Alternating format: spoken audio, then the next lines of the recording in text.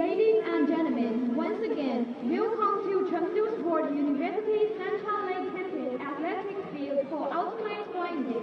The competition will start in 10 minutes. Please take your seats. Let's cheer for the athletes. 观众朋友们，再次欢迎您来到成都体育学院三岔湖校区田径场，观看2025年第12届世界运动会团队飞盘项目的比赛。10分钟后，比赛将正式开始，请您尽快就座，让我们一起为运动员热情加油，为精彩赛事尽情喝彩。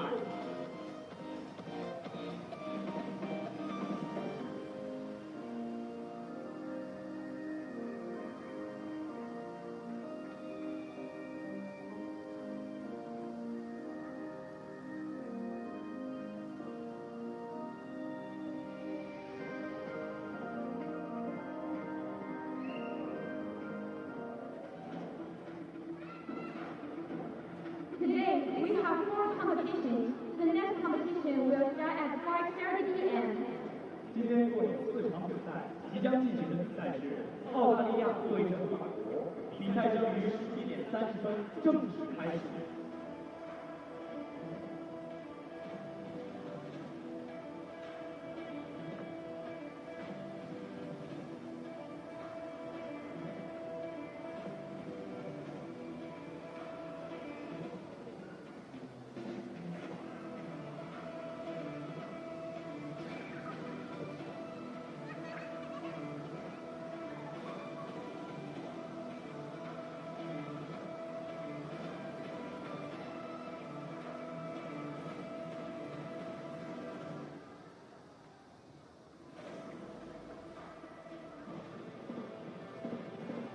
运动无限体现完全现场的观众朋友们，欢迎收看2025年第12届世界运动会团队飞盘项目比赛。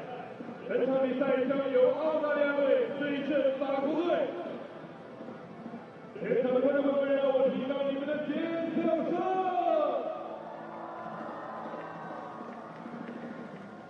OK， 现在请你们大声的告诉我这座城市的名字，这里是。这里是 ，OK， 再大声一点，这里是 ，OK， 我喊成都，你喊兄弟，成都，成都，成都。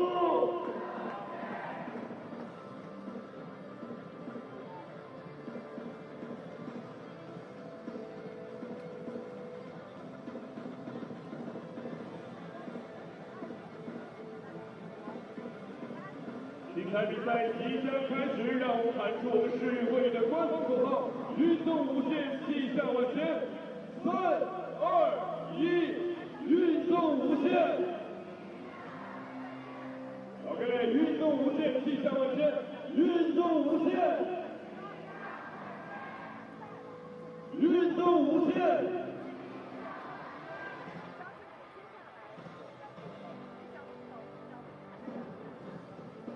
谢谢各位，我们的比赛即将开始。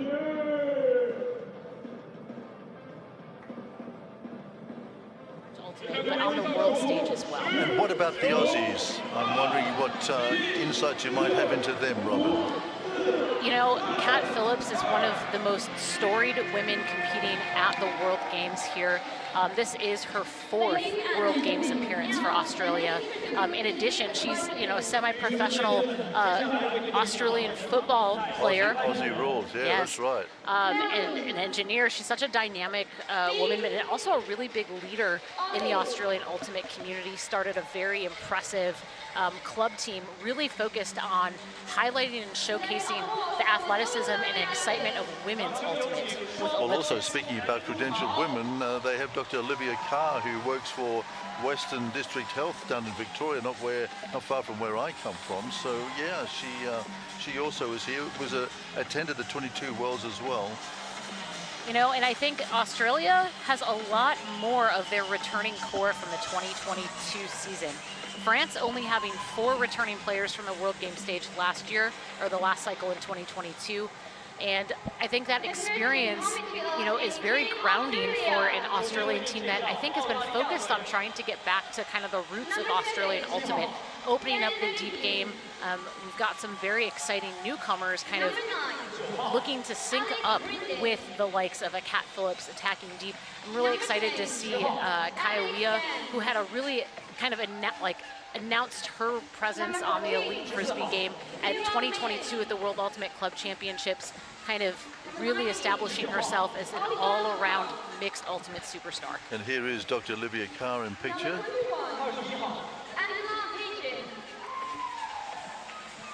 Pigeon, Georgia Egan Griffiths alongside her.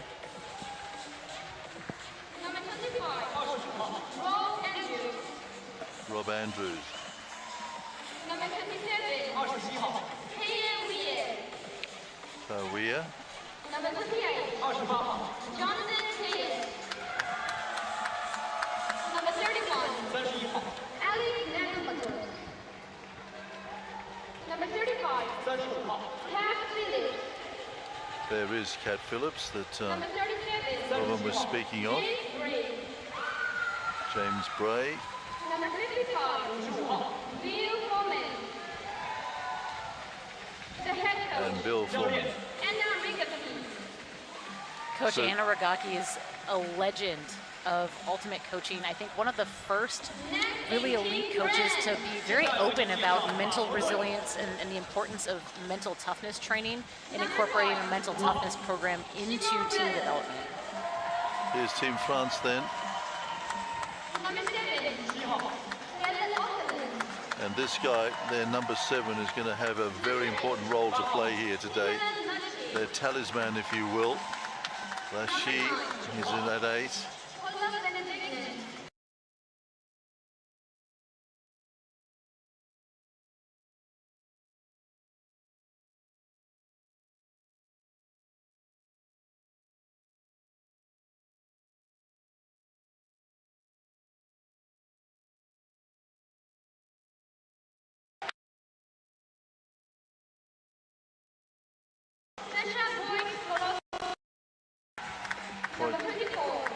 Skolowski there, Pois Skolowski, Olivier, Number 28, Chloe Leah Gullet. Number 33, Theo Johnson. Number 74, Sanguinaire, Sullivan Robley, and Forget Number 81, will be playing 81 today. the head coach. As Lison Bourneau was announced, you could see her hold up her sister's jersey number 13. Her sister Ava, one of the most talented women of this French national team program, unfortunately not taking the field with Team France. She broke her hand, unfortunately, late in the season. And, you know, my heart goes out to her because I know how hard she and her sister have worked. They really invested and challenged themselves to travel to play international ultimate.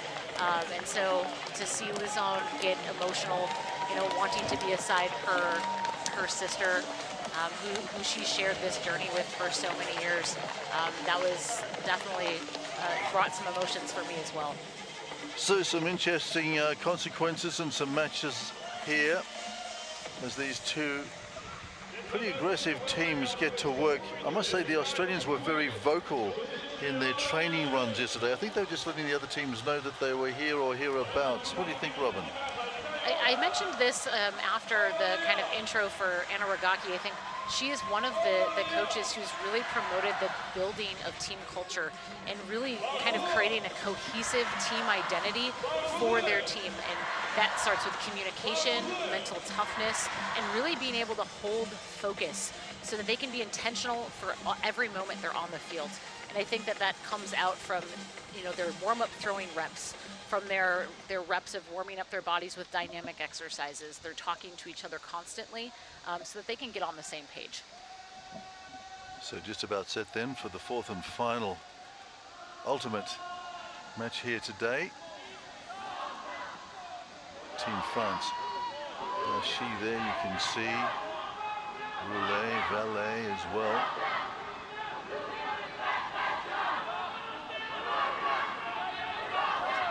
of International Ultimate may also remember Team France's young breakout star, Zoe Froger, for some of her incredible flying through the air layout blocks in the under 20 World Championships, where she helped lead her team to a gold medal, upsetting the US just a year ago, and then to see her in the senior team. Really excited to see how she's able to integrate into this senior national team program. So the Australian team then to receive.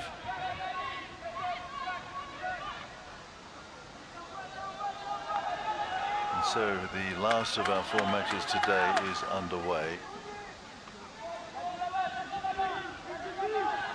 There's Prentice in the corner here to the Australians just setting themselves back to Prentice. Rob Andrews back there helping her out. Making some space, the Australians looking inside. This is nice, some opportunity up front. Just wide, I think, just escaping. The wind is picking up just a bit right now. It's very swirly down at the stadium level, and I think that was just kind of a rushed throw that popped up in the wind. Here's a nice piece of work by the French in reply. This is Roblé looking for some action on the inside, gets it. Olivier there, spins around. This is the talisman here. Asselin over the top. That downwind blade kind of over the top, that's very difficult to try to put the touch on. You can get the disc out in front of the receiver, but not too much pace that it results in a turnover. I think that's a break opportunity that France is going to want back. Forget just eluded there. So Australia get the disc, bring it back into play.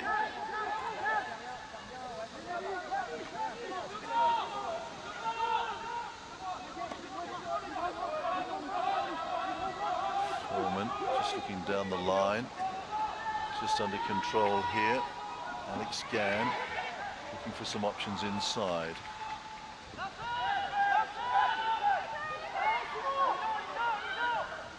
Weir lays it off to Gann again.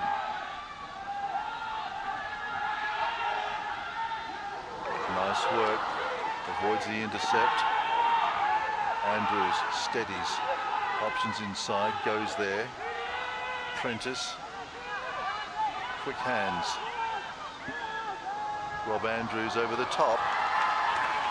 And there's Australia's first. Alex Prentice did a lot of heavy lifting, just getting open for resets. And I think it's something that's not super exciting, but it's a really important role for this team, Australia. I think there's a lot of aggressive throwers who are looking to break the mark into big spaces. You see a kind of a cheeky scooper over the top to hit a poached receiver. Alex Prentice leaning in, getting open for those resets, facilitating the offense, and allowing her teammates to take their shots. So Dr. Olivia Carr then comes away with the first goal for Australia. Gakin with a disc. We'll invite the French attacking side or offense to come and take on their defensive patterns. Late in the afternoon here on what's been a very warm day in beautiful Chengdu. Beautiful floating piece of work there. Nice pull by the Australians. I think that Team Australia is one of the strongest pulling teams, top to bottom, that you're going to see at the World Games. And I also think that that has allowed their offense actually to be very aggressive with the fielding of pulls, since they're routinely practicing against such strong pulls. Sengurne here, just trying to lay it off into some midfield action, which he does.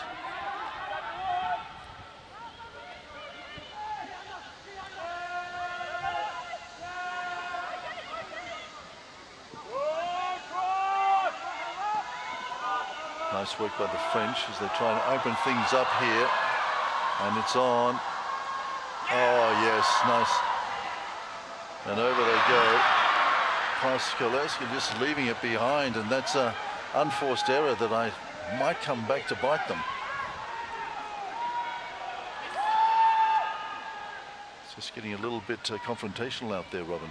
Both of these teams are very physical defensively. I do think that there's going to be a lot of intense body pressure on every single close catch. So Chloe Valet made a really good, closing, like a really good play to close the gap there and apply pressure. Megan Griffiths listening to her side of things.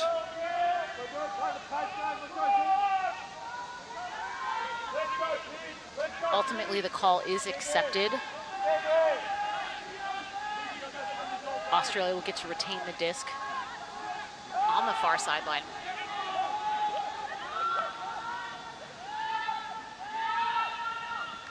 In the corner, there's some options up front for the Australians if they want it.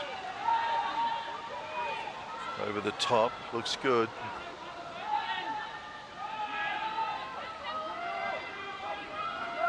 And the Moses here.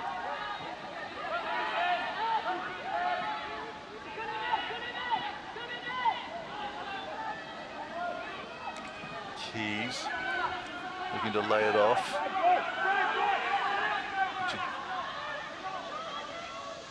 Slow build up here. McGuckin finding some space on the outside. Back to him. Gray. Options. They're good options. Keys. France defence absolutely all over them at the moment, Robin. Nearly put it down, but recovered. Over the top to two Australians unmarked on the far side, and that'll do it. You'll notice that the pitch, we have that shadow right over the kind of the middle seam of the pitch. After Leo Stangunek elevates and makes that play, I think he just kind of took for granted that it is really tough to catch the disc at that seam between the shadow and the sun. So Jonathan Keys, however, out in bright sunshine, does the job for Australia, and it's 2-0 Australia. They're off to a good start here, Robin. Yeah, I mean, I'm interested to see how many of these more creative, mark-breaking throws we're going to see from Australia. Alex Latamatos is such a creative thrower. I think that he is able to really extend the field and what's possible for his receivers just because he's willing to break the mark early. That scooper that he threw as an assist for that last goal was leading his receiver out to space so that he didn't have to look up into the sun. He could look out in front of him to make the secure catch with two hands. Rob Andrews gets things underway up into this afternoon sunshine and slight breeze. Anselin watches it hit the turf. Because the disc landed in and then rolled out, Anselin takes the disc at the front of the end zone. Monet looking for options, finds them down here.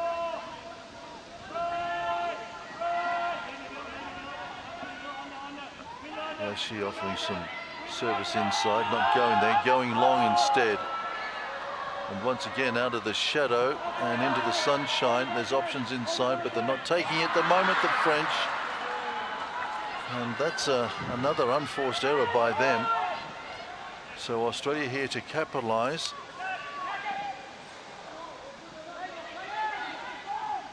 So once again, Foreman setting things up.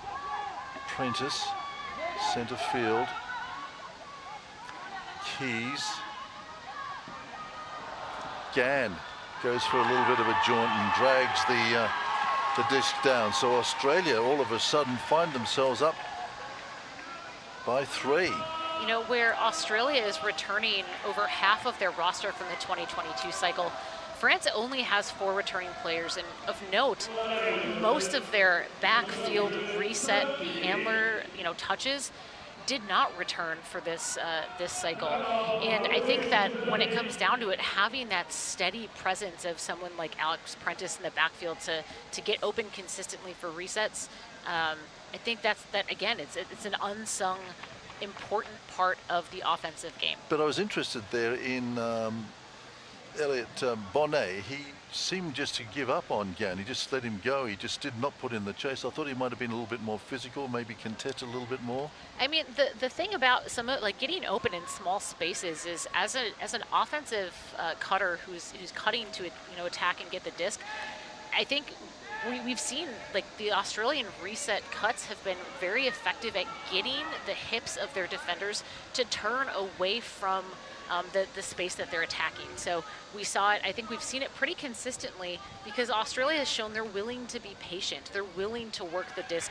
They're willing to complete as many resets as possible. However, France, I think they're just looking to get the disc in the end zone as fast as possible versus trying to reset their offense. Well, they took the timeout. Let's see whether that's going to help, because they're down at the moment and they're trailing by 3.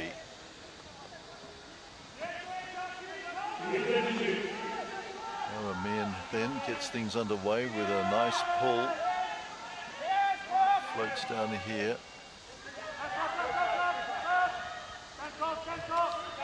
Speaking of Bonnet, lays it off to Bonveillard. Around the corner. Again, the Australian defensive up in their faces all the time. Lachey trying to find some space and some openings inside, does so.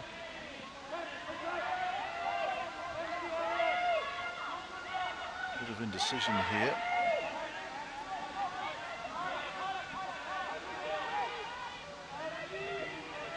Frelay, centre field. Not getting over the advantage line much, France, at the moment, but quite happy to build it up in a series of phases. Looking for some options inside. Bornet is clear. Lachey looking for some options inside. Over the top to Bornet again. So the French moving it up into the red zone. Oh, near bobble there as well. And they were lucky to hold on to that, but in the end, after a very patient build-up, Bonnet gets the job done, and that's the first for France, and they're pretty happy about that. Yeah, I think they needed a good, solid, just offensive set where they were able to establish a tempo and a rhythm. I want to highlight, there was a cut by Lison Bourneau. As soon as, Australia kind of had a blown poach, she had a really big yardage gaining cut up that shaded sideline. That's a really easy to hit throw. It's really easy for her to attack it. She didn't have any defensive pressure. And I think once Lison Bourneau catches that disc, France is able to establish a pace so that the downfield cutters can start cutting and clearing, working together. It's really hard when there isn't that tempo downfield for cutters to set things up as the disc swings and resets between handlers. So France then to get things underway. Here comes the Australian tacking combination. Once again, Rob Andrews will set things up from the back, looking for options. Up front, Kat Phillips was going for a bit of a run, but has ignored that for a moment. She's come back, but been interrupted by a lovely piece of work by the French. Camille Blanc has made some incredible defensive plays, starting to really make her presence known at the Beach World Cycle last in 2023. She's been huge defensively since the transition up to the senior national team. Well, this, I think, will bring out a bit of a discussion. Kat Phillips involved again with Camille Blanc here.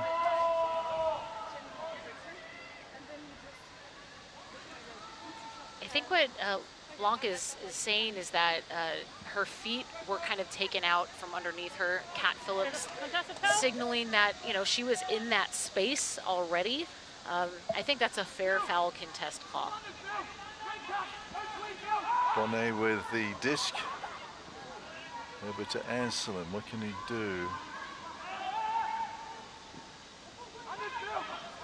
Down the line it goes. Good get by France. Roblé pairing up here. looking for some overlaps. And that's nice down the line. So all of a sudden, France then with 2 quick goals in reply to Australia's early opener. Lizanne Bourneau, in her experience playing elite mixed frisbee, is putting on a clinic, honestly, of attacking the break side to get a good completion up the break sideline. This is the second point that we've seen her kind of offer that in-tempo, easy-to-hit break opportunity out to space. That's perfect. She's able to see the line as she's approaching the disc to make sure that she can stay in bounds. And again, not having to look up into the sun, those small things matter in a game like this. So France just reshaping. I think that timeout probably put them in good stead. They called it. And they've come out and they've looked a little bit more directed since they did. Roblé with a disc.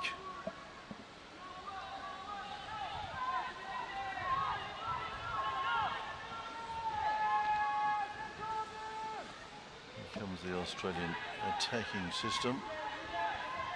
And to Mattis over the top there.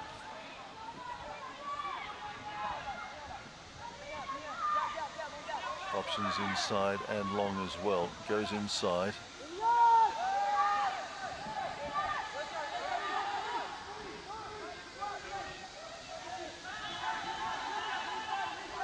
Gan looking again, maybe going over the top, goes sideways. Patient build up by the Australians.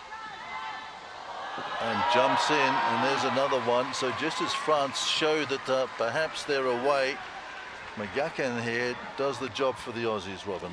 That's a tasty bit of footwork by McGuckin, able to track the disc as it's, leading him towards the end zone, but he does take quite a big jump to get the disc all the way behind the goal line.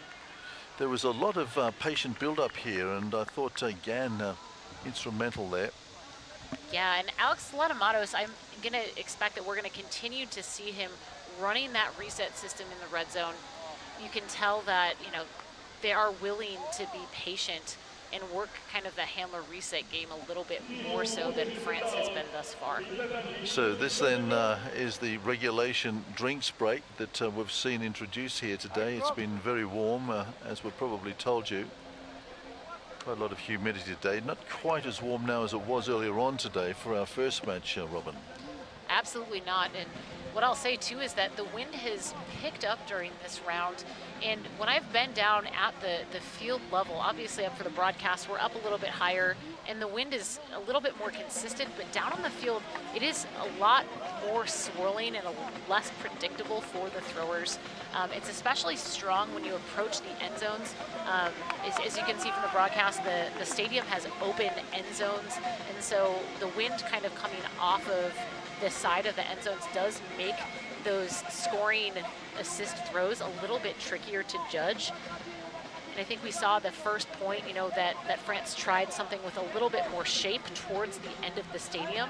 For folks who've never played in a stadium before with kind of those open end zones, it does change the wind conditions considerably. And so it's something you have to take into account when you're looking to lead receivers to space towards the back of the end zone. Anselin there in the background just getting high fives from the coaching staff, and I think he's going to play a pretty pivotal role here. He's the leader of this team, has a lot of experience, and be interesting to see what sort of a mark he can put on this. Foreman has also been pretty instrumental in the Australian combinations at the back there, just setting up some interesting plays as well. And I was really interested, honestly, coming into this game, which of the French defensive standout women matching players were going to take the Kat Phillips and Kaya Wea matchups for this super aggressive offensive attack for Australia. I wasn't necessarily sure if we would see Chloe Olivier on Kat Phillips or Camille Blanc. And I would imagine that if they want to kind of offer different types of pressure for Kat Phillips, that they could switch out Camille Blanc. But I do think that Camille Blanc has been doing a very effective job of limiting Kat Phillips' production so far. This is interesting. Game advisor coming in, having a little bit of a natter here to Bill Foreman, just clearing up a couple of matters perhaps.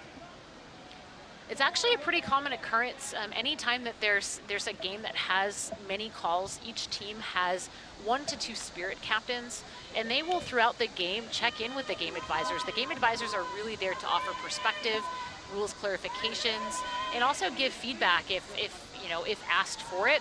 And at this level, the teams want to ensure that they are self-officiating with the utmost respect and knowledge of the rules. Prentice then for Australia.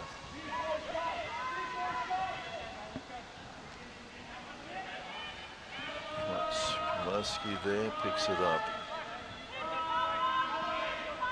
To Bevenier. Back to Bevenier. That's bringing it down the line. Inside.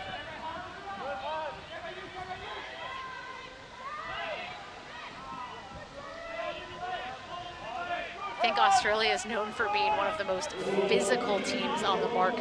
And that's not just at the World Games stage, but also during the World Ultimate Championships. Their club teams are also quite physical. They're really going to limit the thrower's ability to attack the break side.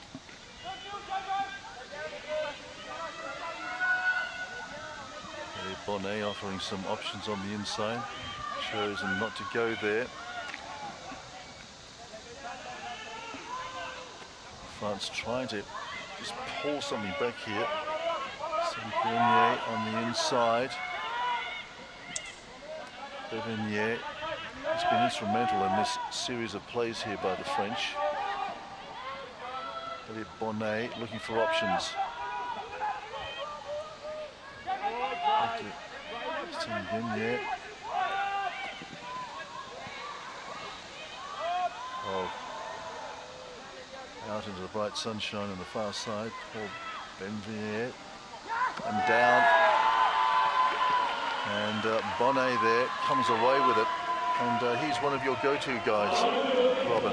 Yeah, and I think that I mentioned in the opening, he's a very flashy player. He did a great job of getting open on the end zone line.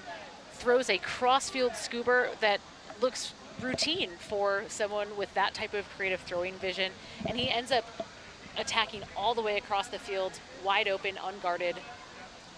And all of a sudden the French are back. The margin is only 1. It's 4-3 Australia after an early break, but France resetting after a timeout, and they look a lot better since then.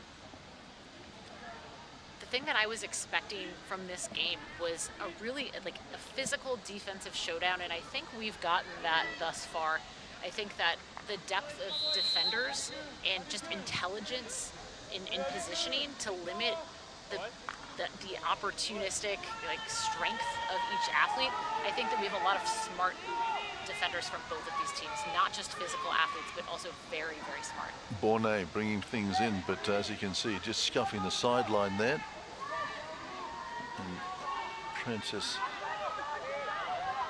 coming across to the brick mark, which is the 20-meter mark off the end zone for the Australians. Gives them some opportunities. Again then, around the corner, looking at some options, going long. Hammers on if he wants, Foreman wants it. Big lunge is going to be necessary here, but just long. It's interesting that Kai Waiwai was down there waiting for that particular shot, just eluded her. She'd retreated, and Foreman followed her, but just elusive, that one. Again, I mentioned kind of how swirly the wind is and how the wind is more intense in each of the end zones. You don't really get that perspective just because there's no flag, there's not a lot of flags to kind of give that perspective for the audience. But the wind is picking up this round relative to the other 3 games from today. Anselin here trying to get something happening. Lots of experience. After Lashy. Oh, long.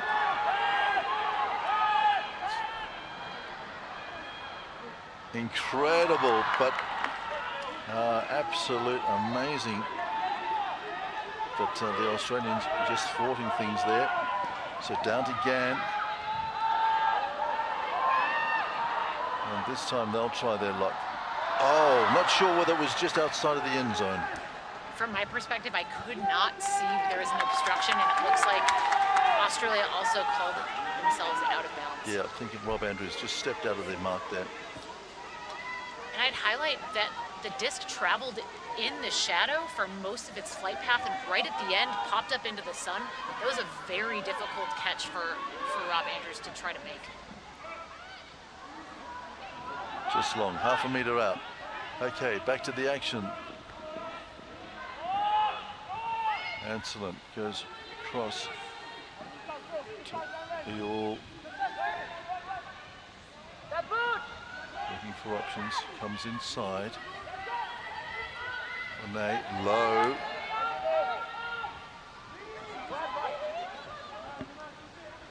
Rob Lay looking for some options inside. And just wide again. I think that's a really tough throw to make. You know, with Lizon Bourneau attacking towards the sideline, the throwing window is actually shrinking. And to have, it's really hard because she has to go up in a place that she can stay in bounds to catch the disc. Whereas Kat Phillips is able to take that inside line to pressure the pass and get the block.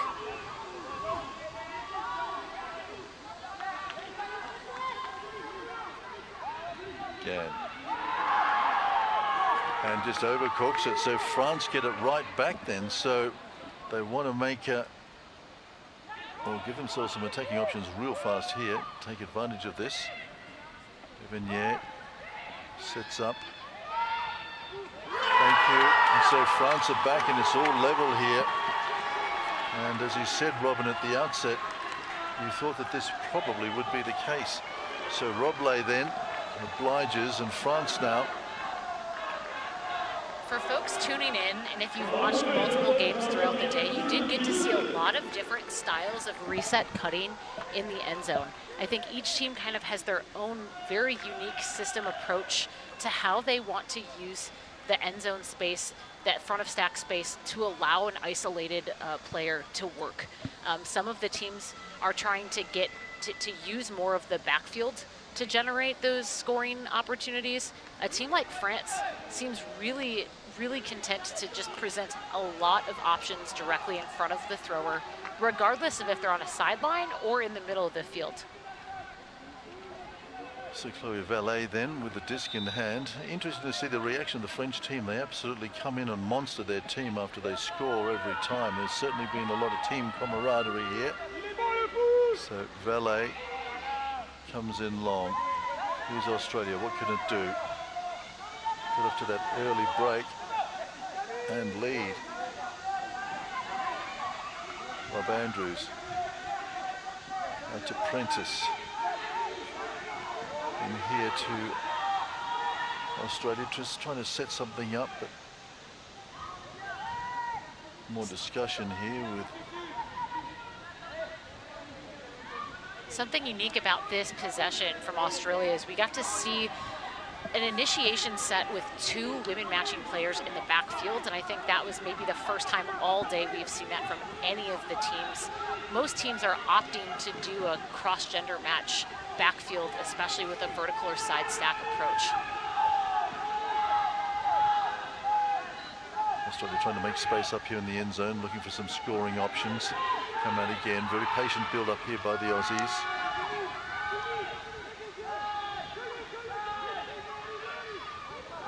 Big get there by Kaiawea. Back to Rob Andrews, setting things up. He's the baseline here for the Australians. Kat Phillips looking at options inside. We're there for her. McGurkin looking inside. Goes cross. Kat Phillips again. Andrews. And there it is. Patient build up again by the Australians. Boy. What I'll say about the Australian reset system is that when they are, having a more handler-dominated offensive set, you're seeing that a lot of times they're looking to give go respective of force, whether they're attacking to the open side or the break side. I think that's really smart because something about mixed ultimate, unless you're playing a team that's looking to really aggressively roll or switch on those give goes, cross gender match, which a lot of teams don't necessarily do, it's a real advantage to get your teammates out in space, assuming that you have the tactics and the technical skill to attack the mark upfield, which Australia does. And so you see that leading pass, even though it's to the break side, it can get floated out to space because there was no cross-gender match help from the French defenders. Guck, and then the scorer gets us underway. France on the attack.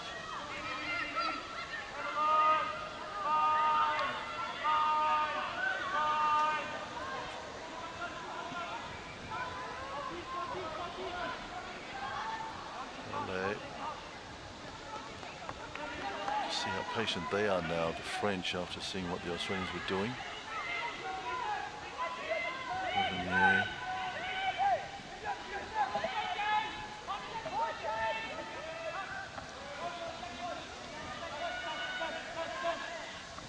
Back to Barvenier. Hands it off to Bonnet.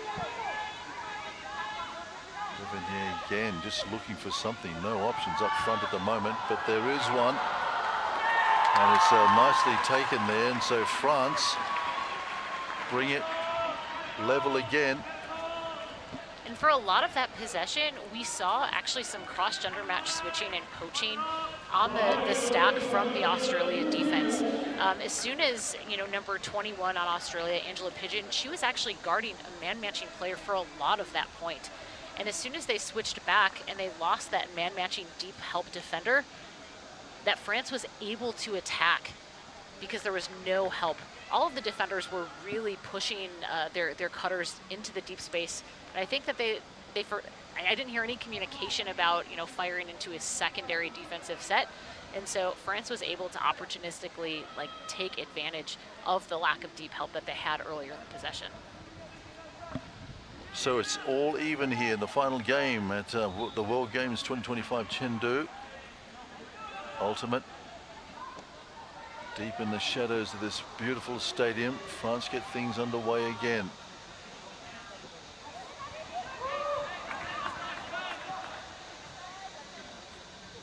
That's an unfortunate, if true, call. So you can see that the game advisors and the Australian team were signaling with kind of an X, holding their hands crossed over their heads. That indicates that the French team, as they pulled, were offsides. The pulling team cannot cross the plane of the end zone until after the pull is released. What a beautiful pull. That's really disappointing for France. So the Australians then have another chance here. Prentice looking to come inside, goes across, but a steal here by Stanguinet. It's the second time we've gotten to see Leo Stanguinet get up over Australia. Bonnet's going long, and too long. Great counter-attack by the French. The French receiver had to be really careful about how he tried to catch the disc because he needed to get that back foot at the back of the end zone. He didn't really get an opportunity to take a full jump and also stay in bounds. Again, to Foreman. Gann puts it down, unforced error by Australia. You could tell that Alex Gann was looking downfield as he was trying to catch the disc, maybe taking for granted that he thought he was just going to get the disc right in his chest. Roblé looking for some options up front, and he gets them. So the French all of a sudden just beginning to find some form. Chloe Olivier was really the cut angle and the timing was impressive, as was the way that she sealed out her defender from making a play while also jumping the disc into the end zone. It's a problem for Gann because he's taken on such a responsibility here. He really has. He's been instrumental in the Australian team. Could be just a fatigue factor at the 39-minute mark, and Gann has really been quite prolific. But that was an emphatic stomp there by Chloe Olivier. in ultimate, as handlers, we often for those types of drops, we might say that we were looking to make the throw before we caught the disc, and I think that was kind of what we saw from Alex Gann. He was thinking about his next move before he secured the catch. Well, he's been so critical across that Australian backline today. He's been absolutely wonderful. That was an unforced error by him. It opens the door for France, and they've taken great advantage here. They're up. So Borno gets us underway. Australia's chance to come back deep into this first half now. Wire puts it down. An uncontested foul. Australia gets to retain possession. Wire then looking for some options, and she goes long.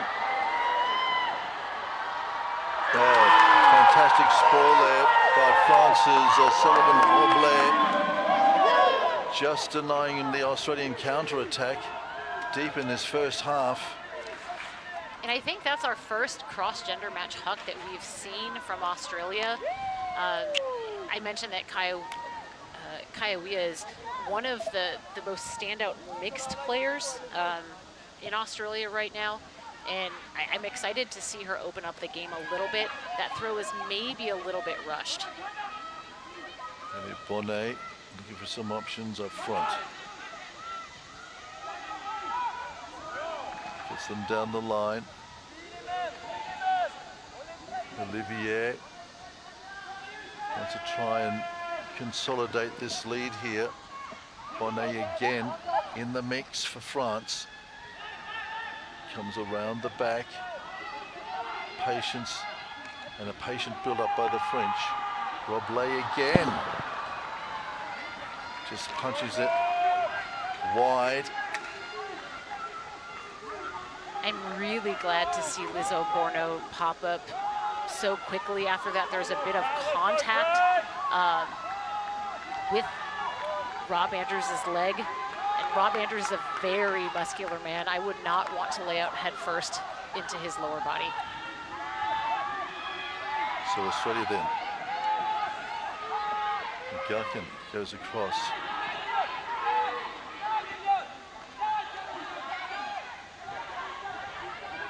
Cat Phillips. Hammer time, and a fumble by the Australians in the shadows of half-time here as well. They didn't want that. France, can they capitalise? Bonnet again been in a lot of this revival by France in this first half. Anselin around the corner. 1-2, making space. And again, the veteran inside, instrumental in this. Bonnet with him, over the top. And it's a great steal by the Australians. I think a lot of these turnovers during this point. Cat Phillips there for the Aussies. Yeah, I think a lot of these turnovers are really coming from a place of impatience. You know, we're getting deep into the half. These points are getting long. We're approaching halftime. And another turnover. The French can capitalize on this, surely. And there it is. And the French team just fly. Look at that, they just fly onto the ground. You know, French ultimate culture really, to me, it's very passionate. There's a lot of emotions in it. I felt it at first very uncomfortable, because I think as athletes in America, when I was competing with a French team, we're often told to like mute our emotions, and I really enjoy getting to play with teammates who are as fiery and passionate, and when they're frustrated, they'll let you know. And it really did like re-energize me in that 2018 season. Well, the French then, and Chloe Olivier there putting the icing on the French cake. That's the story of the first half here. We've got a 10 minutes of break now while these teams think and consider, and the Australians find themselves down 2. They got off to a flyer against the French, but at the halftime break it is France 7, Australia 5. We'll take a break, and when we come back it'll be an intriguing second half as these two battle out this important final match on day 1 of ultimate flying disc here at the World Games 2025 in Chengdu.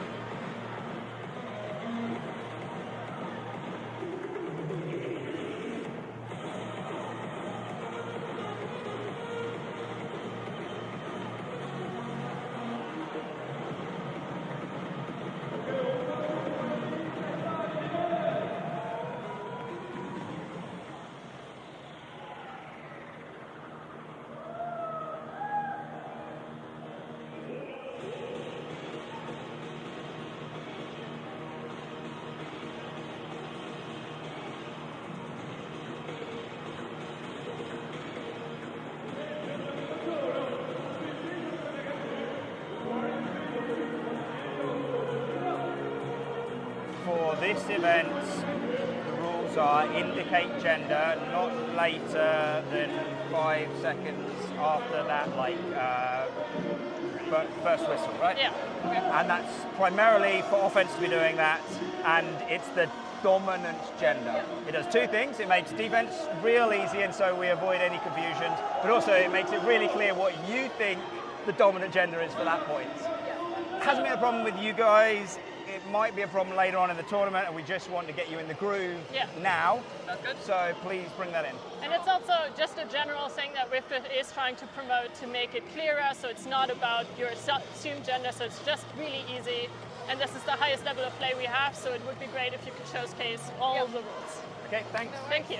Other than that, have a good second looks half. great. Have fun.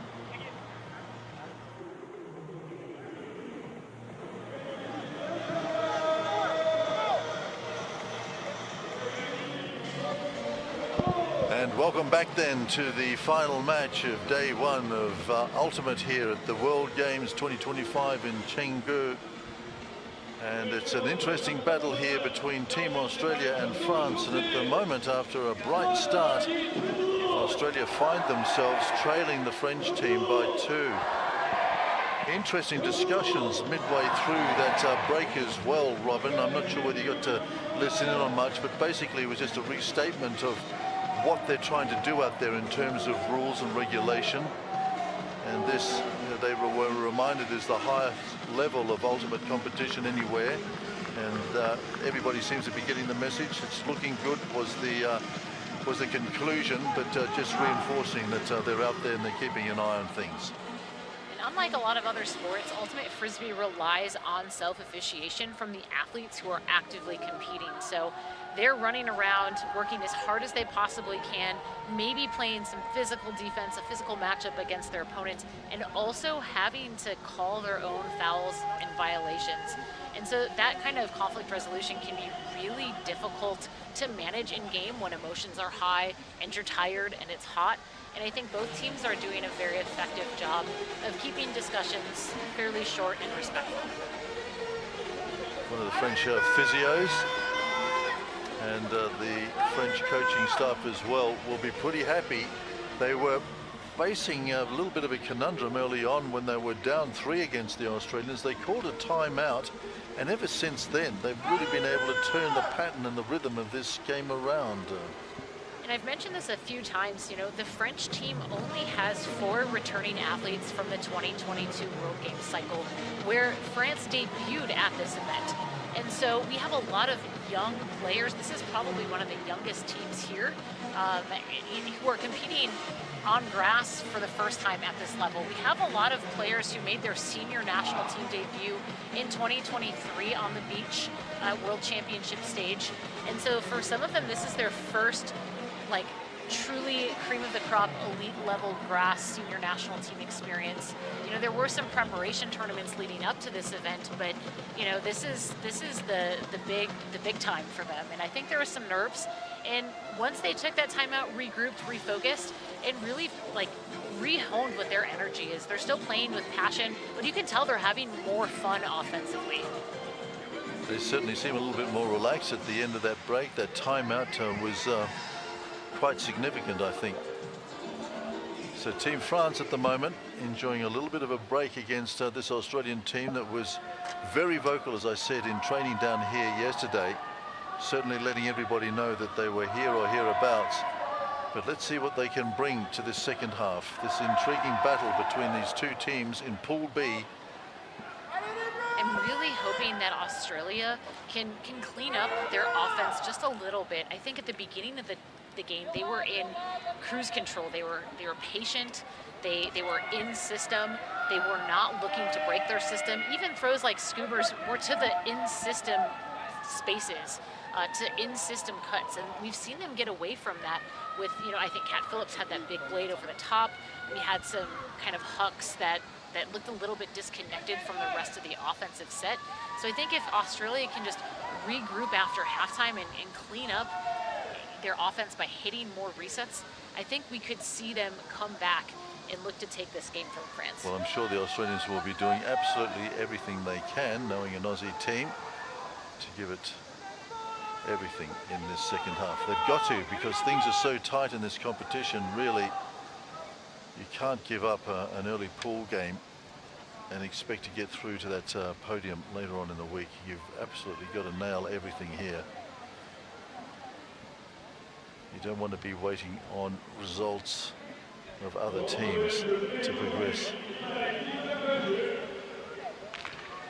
I think we're just waiting for the halftime to expire. You know, there's a mandatory 10-minute halftime in the middle of the game, so play cannot restart until that halftime is completed.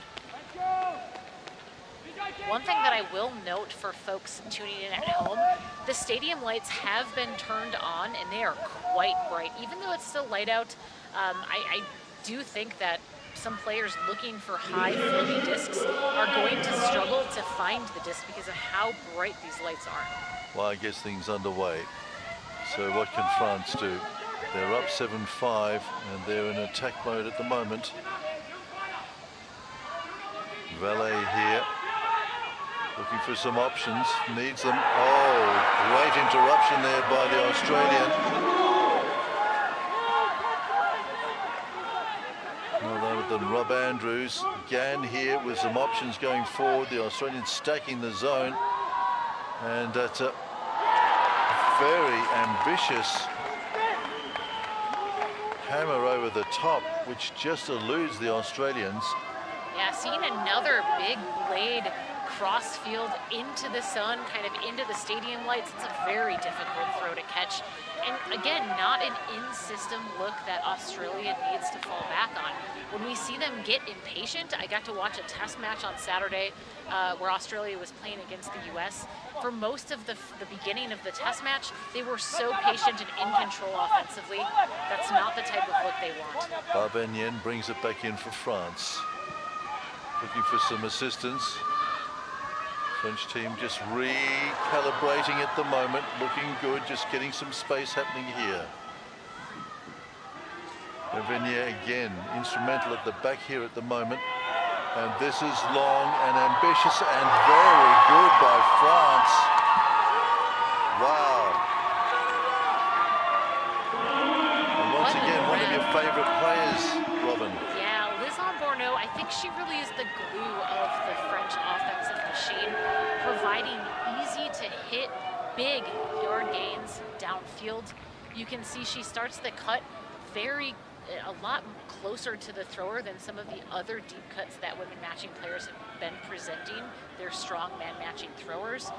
She starts shallower to the thrower and able to allow the throw to be less floaty and with a little bit more edge, so that she didn't have to try to track down a floaty throw into that windy end zone. Elliot Bonnet setting up that one, saw it, went down the line, and unlike Gann, just chose his moment absolutely perfectly, and he had the receiver on the end.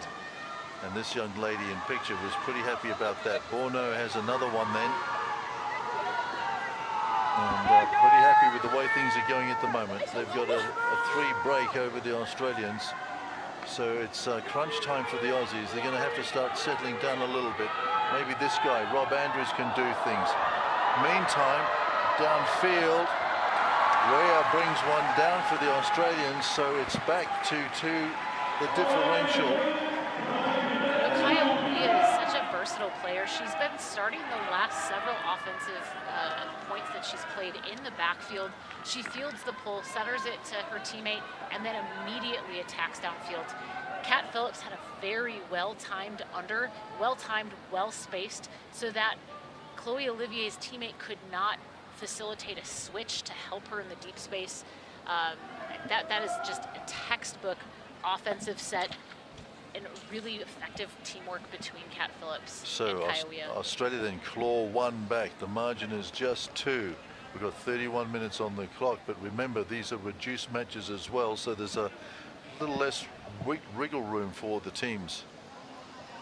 You know, and Australia doesn't have that much time to really come back and to regain the lead, so they need to make this attack quickly out of the half. McGuckin then, got to get this right. What a beautiful pull. Skolowski around the corner. France going to try and march it up from their end zone. They're going to have to be patient, but they've shown plenty of that today.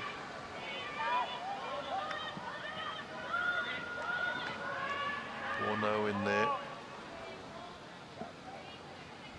And Bonnet just bringing things to a halt for the moment. Australia's pulling game has really put France's offense on their heels. You know, a lot of these pulls are so marginally in bounds that they are forced to let them hit the ground before putting the disc into play. France trying to release players again, and here is that release. Oh, fantastic get there by Kolowski. Brilliant by him. Wow, what vision. Execution.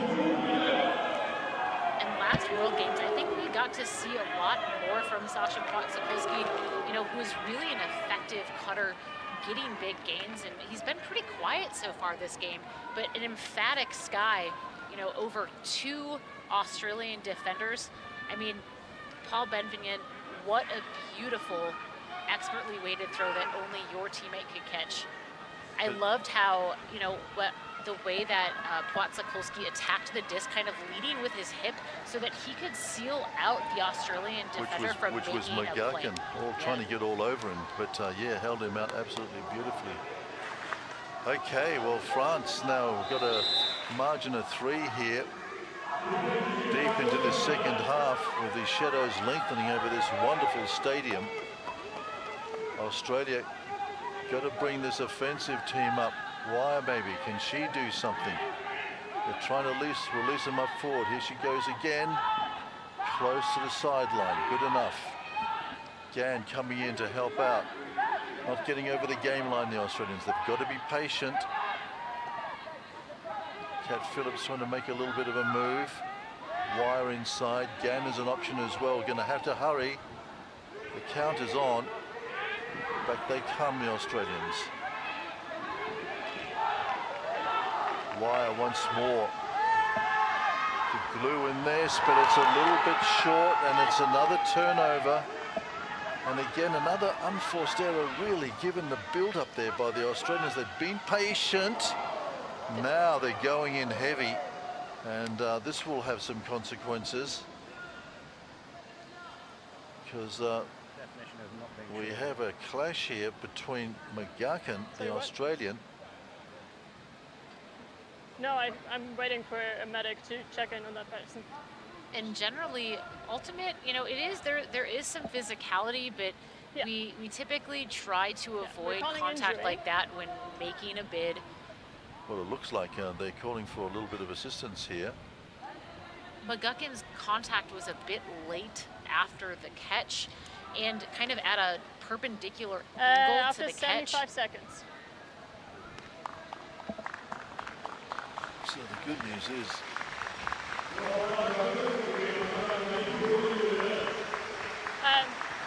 did he make a call? So this stays. I think he's called it.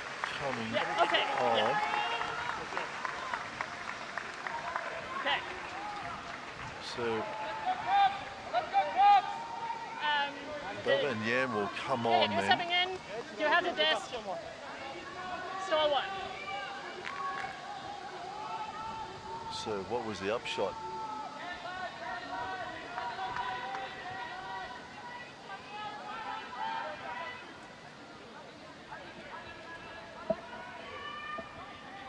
And then with the disc, play resuming around the corner.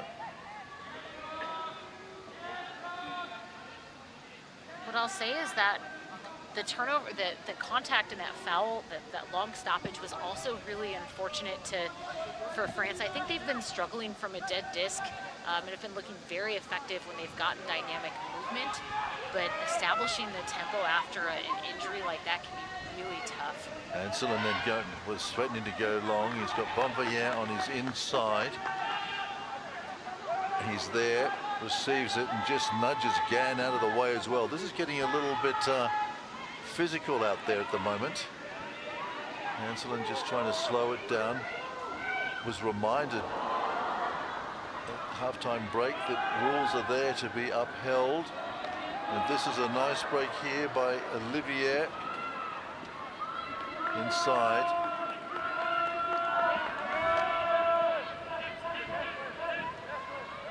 That's nice. Bonvilliers again featuring in a lot of these moves by the French. And they go out one more here. What I want to Rob say, Blaze, the goal scorer there. Yeah, what I want to say about the difference in kind of the cross-field forehand blades that we're seeing between France and Australia. When France is attacking cross-field, it's usually to like really big spaces where the cutter is kind of setting up a space away from the thrower versus trying to like throw to a closing window. The other thing too is I think France is doing a good job of keeping these throws lower and faster than those big, high arcing crossfield shots that we're seeing from Australia. Well, there's a little bit of levity in the French team as well as they come off for their mandatory drinks break at the moment. So this is the final reset that the Australians can get together technically, unless they call a timeout. But essentially, they're trailing by 4, and the French body language looks very relaxed indeed, and the Australians have got some serious work to do. Robin, where do they go? What do they do?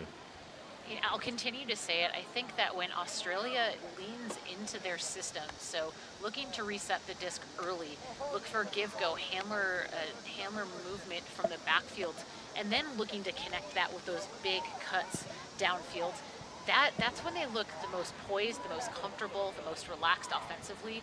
When they get kind of out of system and fail to hit those resets, that's really when they're starting to struggle. And I think that France has really leaned into hitting their resets earlier in their stall count to generate that momentum and that pace offensively.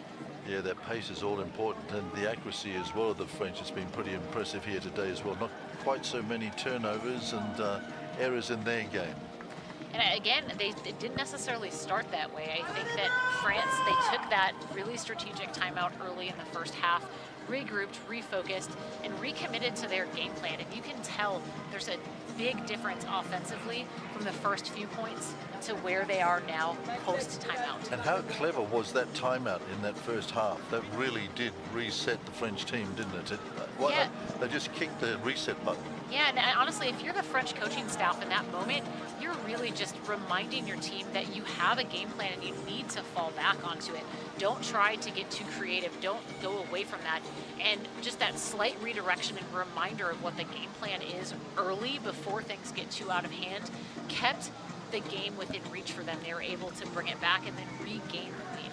Well, looking to that big scoreboard to our right here, this wonderful Chengdu Sports University campus facility and this wonderful stadium, it says France 10, Australia 6, and with 25 minutes left on the clock, technically, that they could play out.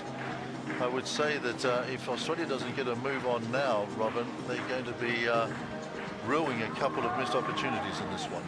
Yeah, and I do love when the Australia offense has started Kaiwea in the backfield and then pushed her downfield later in the offensive possession as the field shrinks.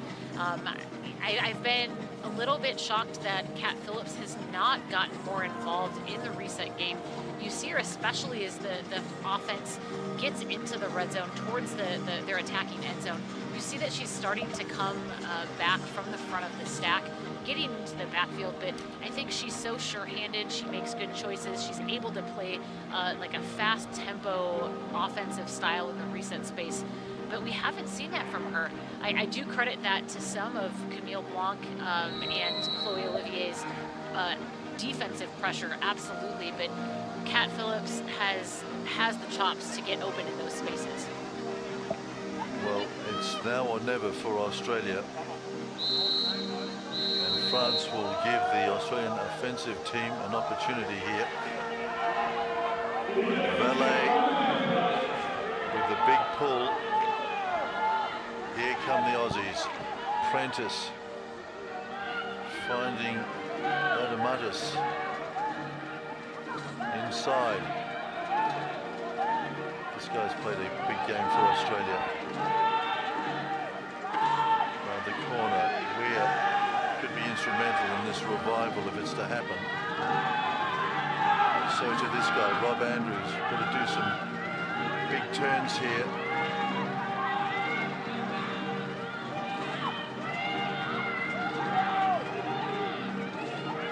Coming back to assist. Australians just hunched up in that end zone, just trying to get something happening, but it's not going to.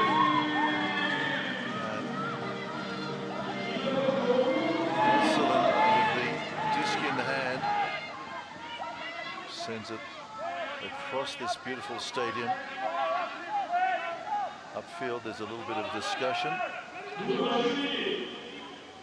Leo Stanguinek is having such a great defensive game, virtually neutralizing the impact of Rob Andrews, who's such a go-to player for Australia.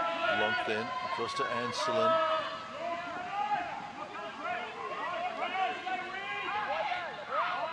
Nice work to Bonnet.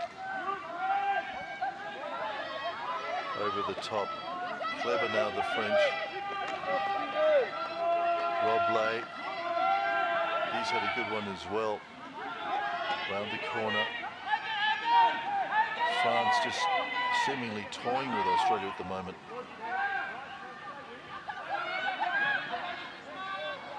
Stanguinek, and there it is. A beautiful piece of work Stegwinek and also Elliot Bonnet combining there.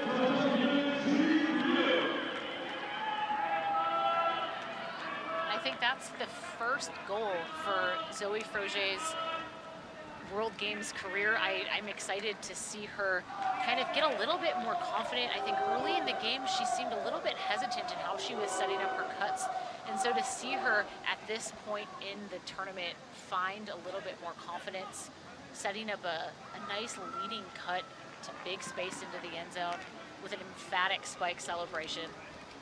11-6 then to France. There she is, Zoe Forget.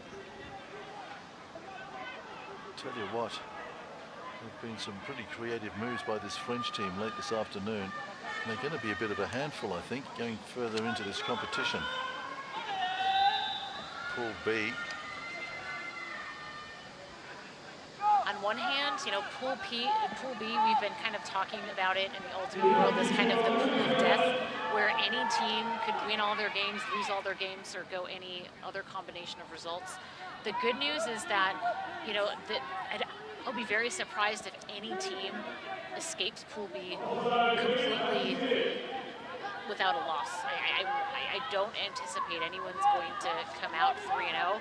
But the bad news is that every single game matters so much for the teams in Pool B. Here's Keys then. Dan.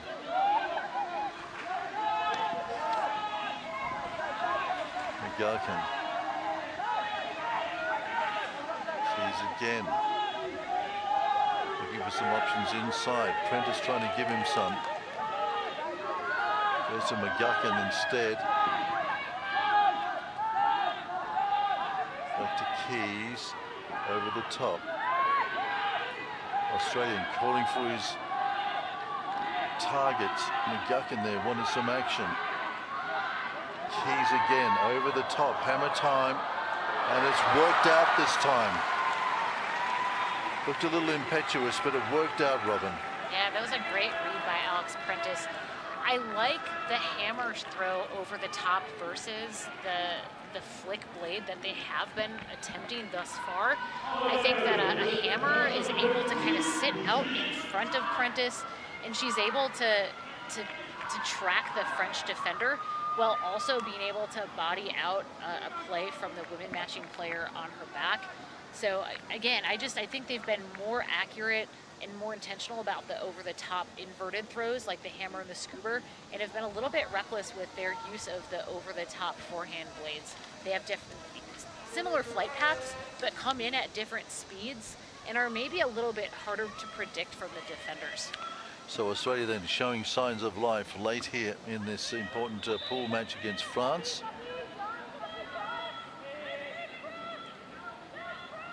See where they can convert this opportunity now. As Rob Andrews gets the Aussies underway. That breeze has died as the sun begins to set here. Once again, France come out. Lachey goes long. This is a very ambitious attempt, which is interrupted by the Australian. And once again, there waiting for it was Rob Andrews. Yeah, Tiffen Lachey started attacking to the deep space. Rob Andrews kind of peeled off to help pick her up in the deep space. And the French thrower did not see Rob Andrews in the deep space already. I mean, Leo Stanguinek has been so effective in the air thus far, and you know, if you see him unguarded attacking deep, you of course want to reward him with a throw. But Rob Andrews was already waiting back there after playing some good help defense. So can the Australians turn this around a little bit? They've got precious little time with it to do it. Cat Phillips getting into that equation.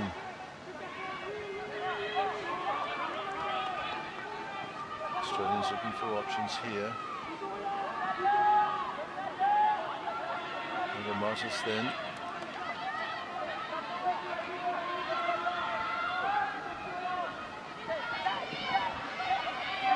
Australians is trying to open up the French.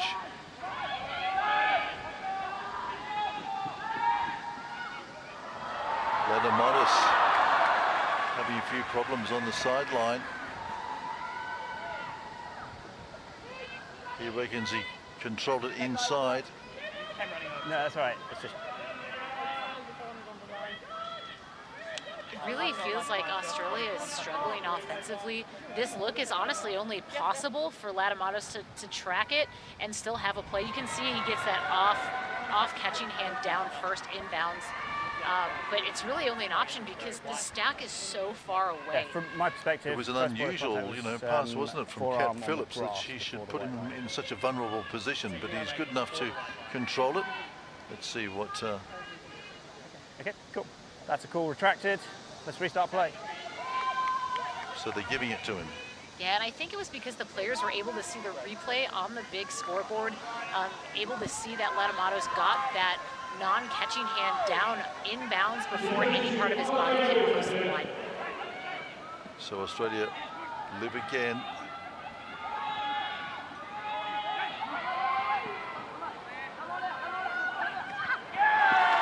And there it is. So 2 successive goals to the Australians.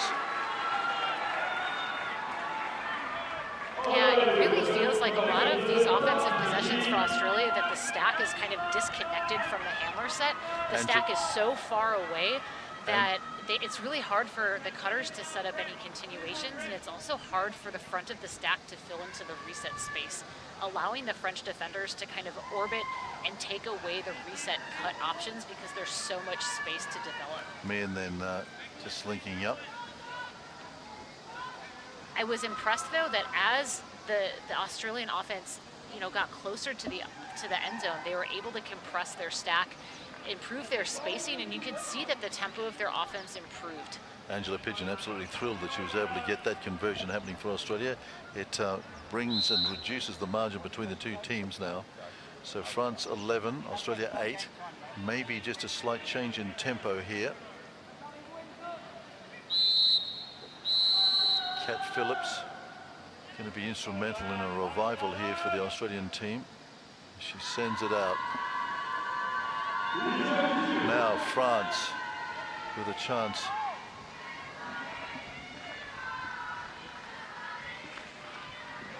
Evanier. Bonnet was there. Another big opportunity here. Oh, just eluding the outstretched hands.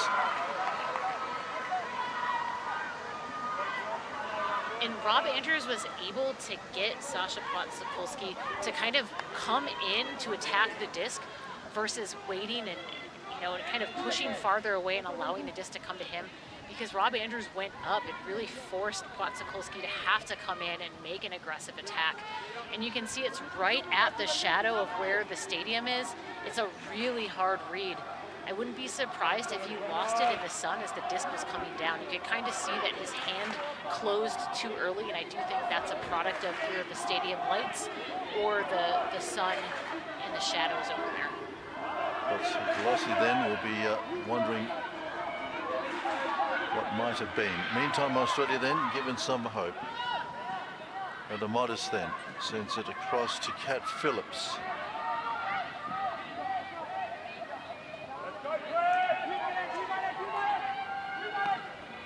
So he got some long options way up in the end zone. Here it comes.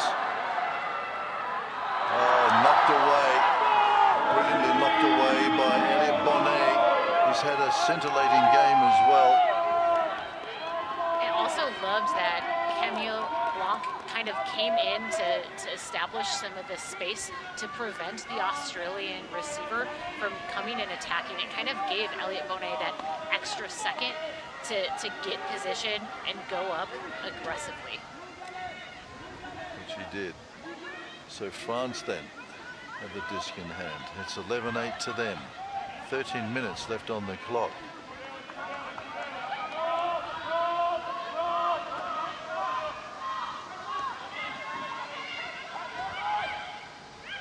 She down the line. Turnover. Australia coming back.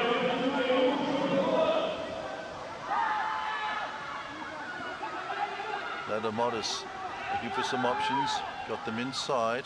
Prentice puts it down. France back. Australia is really having to deal with some unforced drops from two of the most steadfast handlers throughout the game in Alex Prentice and Alex Gann. A lot of unforced turnovers, and their backfield is among the most reliable in terms of catching efficiency. This is surprising to see. Just out of the diving hands there of the Australian Ladamodis. France still with the disc. Benvenier. Lashy here. France queuing up, trying to get some action on the inside. Thank you very much indeed. And they'll take that. Boxkolowski, 2 in a row for them. I don't know how Alex Ladamodis missed that block. It felt like it was maybe his hand needed to come in at a different angle. I really thought that he was going to make that play. I'm really glad to see Tifenne Latchie just go attack that backhand sideline, you know, after making a mistake in that first possession of the point. So I think it shows the both mental resilience of this French team. They may be young, but they're not inexperienced. They can be resilient. They can trust themselves to execute.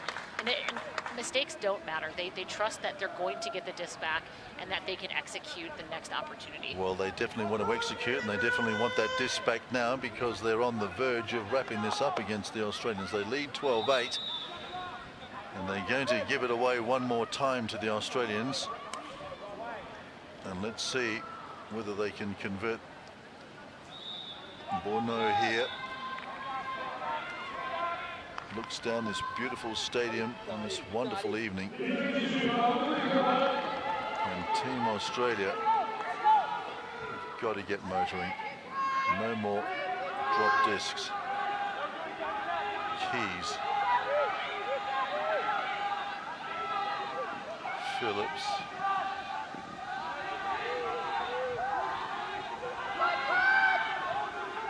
Keys goes long, and there it is for the Aussies. I mentioned this before, but I do think a key to the Australian offensive success is integrating Cat Phillips into the offense early in the set. She got that initiation undercut and then was able to hit a reset and then attack big space. When she gets that touch early in the offensive possession, she's able to get more involved. You know that she's going to be able to set up a textbook continuation cut. I love that viewpoint of how she turned the corner there, attacked big space into the end zone. Even a closing Zoe Forget isn't able to close that distance. That's a very, very textbook offensive set for Australia. So we were saying, weren't we, that Cat Phillips had to be involved in this if there was going to be some sort of a revival, and maybe this is the point. But what happens here now is that France is going to come away with this disc with the scores still in their favor, 12-9, and an opportunity here to wrap it all up. So this guy has played his heart out today. Rob Andrews gets us underway with a big pull. Okay, here comes the French team. They would love to get this happening. Nice through the middle. Bit of a clash there with Weir. She's back on the stadium grass. Skolowski through the middle. Bonnet looking for some options. Australians trying to close him down. Benvenier. Bonnet again. Just a simple 1-2. Lashy. Centre field. Here come the French. Bonnet swivels. Looks inside. Options. Goes inside to Lashy. French could be one of the last plays. Sevigny. Lashy. Sevigny again. Round the corner. Just very patient. French pressure building up, and stolen like that. Remarkable patience shown by the French team. They are absolutely ecstatic. He's been doing it all afternoon. And Bonnet there seals a memorable win for France, Robin. And that is really a statement win for France because they did not start very strong. One thing I will say, Australia did a very effective job of applying pressure right after pulls, forcing them to have to look to secondary options. They didn't run a lot of pull plays. And so I think that point, being able to close out the game where they didn't start strong, where they were able to reset the disc over and over and over again, and still get kind of a big play from Bonnet to seal the win. I think that just it shows that France can play that. They have the balance of hitting resets, being patient, but also making big plays when their teammates are isolated in space. And I think that makes them such a dangerous team to play against because regardless of who's isolated in space, later in those possessions, France is willing to put the disc out and let their teammates go attack. So France then all smiles here at this magnificent stadium at the World Games 2025 Chengdu.